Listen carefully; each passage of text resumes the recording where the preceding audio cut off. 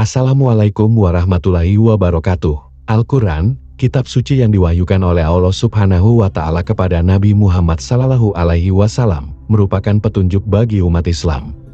Sayangnya, ada beberapa individu yang suka melakukan tindakan provokatif, seperti membakar Al-Quran. Bahkan, tindakan tersebut dilakukan oleh seorang pendeta. Siapakah pendeta yang melakukan tindakan begitu kejam?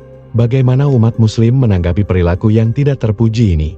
Dan apa akibatnya bagi pendeta tersebut setelah membakar Al-Quran? Tonton video ini hingga akhir. Dua pendeta melakukan tindakan yang sangat tidak terpuji dengan membakar kitab suci Al-Quran. Mereka mengklaim bahwa Al-Quran dianggap sebagai kitab yang penuh dengan kebencian, dan bahkan menganggap Nabi Muhammad Sallallahu Alaihi Wasallam sebagai nabi palsu. Awalnya, Pendeta Terry Jones bersama rekan-rekannya berencana untuk membakar Al-Quran dalam rangka memperingati peristiwa serangan bom pada tanggal 11 September beberapa tahun sebelumnya. Namun, rencana itu akhirnya dibatalkan. Malah, dua pengikut Terry Jones yang bernama Bob Paul dan Daniel yang melaksanakan aksi membakar Al-Quran. Mereka membakar Al-Quran di belakang rumah pendeta Bob Paul di Springfield. Mereka mengklaim bahwa apa yang mereka lakukan adalah pesan langsung dari Tuhan. Aksi pembakaran Al-Quran itu dilakukan di depan sekelompok orang, beberapa di antaranya adalah awak media.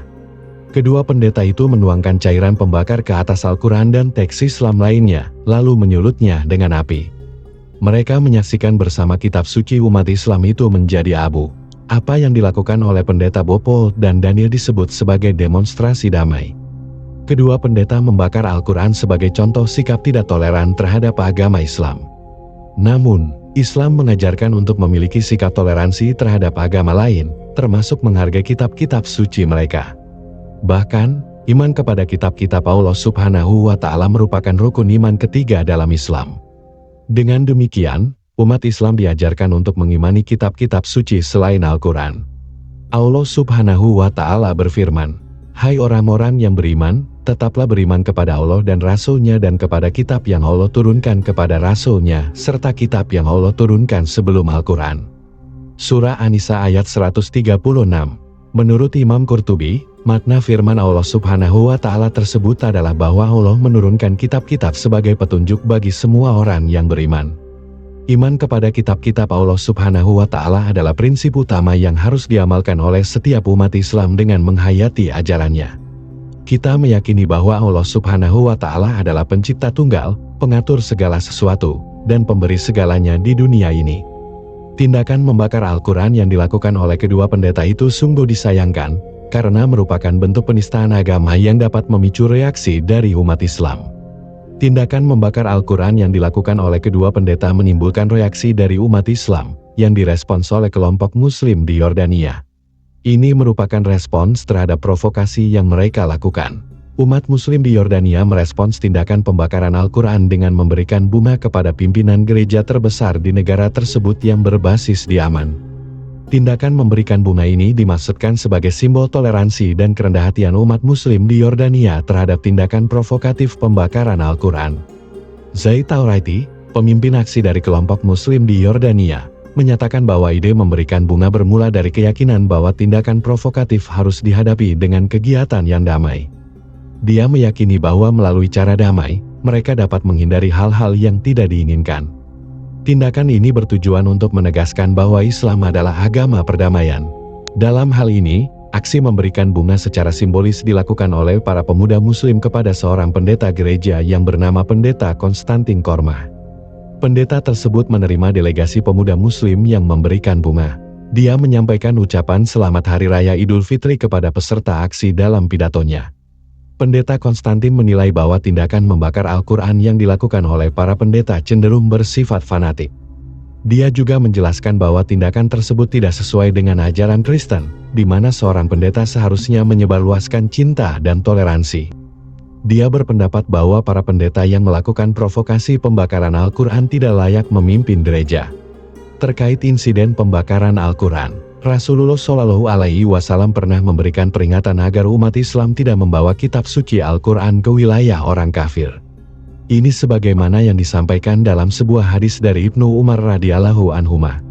Beliau menyatakan bahwa Rasulullah Shallallahu Alaihi Wasallam melarang membawa Al-Quran saat melakukan perjalanan ke negeri musuh. Hadis ini tercatat dalam riwayat Bukhari dan Muslim. Terkait hal ini, Ibnu Abdil Bar menyatakan bahwa para ulama fikih telah sepakat bahwa tidak boleh melakukan perjalanan ke negeri musuh sambil membawa Al-Quran karena alasan keselamatan dan keamanan. Imam An-Nawawi menjelaskan bahwa larangan membawa Al-Quran saat melakukan perjalanan ke negeri kafir berlaku jika ada kekhawatiran akan diperangi oleh orang kafir untuk menjaga kehormatannya. Namun, jika situasi dipersepsikan aman, maka tidak ada larangan membawa Al-Quran saat melakukan perjalanan. Ini menunjukkan bahwa kitab suci Al-Quran tidak seharusnya diberikan kepada orang kafir karena khawatir akan dihina atau disia-siakan. Yang sebaiknya dilakukan adalah mengajarkan, membacakan, membimbing, dan mendoakan mereka agar menerima Islam. Jika mereka bersedia memeluk Islam, maka diperbolehkan memberikan Al-Quran kepada mereka. Allah Subhanahu Ta'ala berfirman, "Dan jika seseorang dari orang-orang musyrikin itu meminta perlindungan kepadamu, maka berikanlah perlindungan kepadanya sehingga dia mendengar firman Allah. Kemudian antarlah dia ke tempat yang aman baginya." Al-Quran, Surah At-Taubah, ayat 6. Tidak boleh diabaikan nilai Al-Quran sebagai petunjuk hidup, karena kitab suci ini sangat dihormati oleh umat Islam. Peristiwa pembakaran Al-Quran kembali menarik perhatian setelah tersebar foto seorang pria yang sedang dirawat di sebuah rumah sakit. Foto tersebut menampilkan pria yang mirip dengan pendeta yang membakar Al-Quran, sehingga banyak yang mengasosiasikan kondisinya dengan asap yang diduga sebagai dampak dari perbuatan tercela tersebut. Gambar-gambar tersebut memperlihatkan pria tersebut dirawat di rumah sakit dengan luka-luka yang serius, terutama di tangannya. Hampir semua jari di kedua tangannya mengalami lepuhan, kerusakan, dan memperhitam.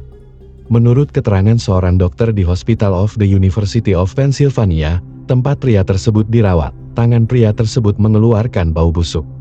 Namun, tidak ada keterangan resmi yang memastikan bahwa kondisi yang dialami pria tersebut terkait dengan asap. Hasil investigasi lebih lanjut dengan menggunakan Google Image. Hasilnya, terungkap bahwa foto pria bertangan hitam tersebut berasal dari tahun 2012. Pria tersebut adalah vulgar, yang menderita wabah penyakit mematikan yang disebabkan oleh bakteri Yersinia pestis. Wabah penyakit Yersinia pestis ini pernah melanda Eropa antara tahun 1346 dan 1353, menyebabkan kematian bagi sepertiga penduduk Eropa pada masa itu.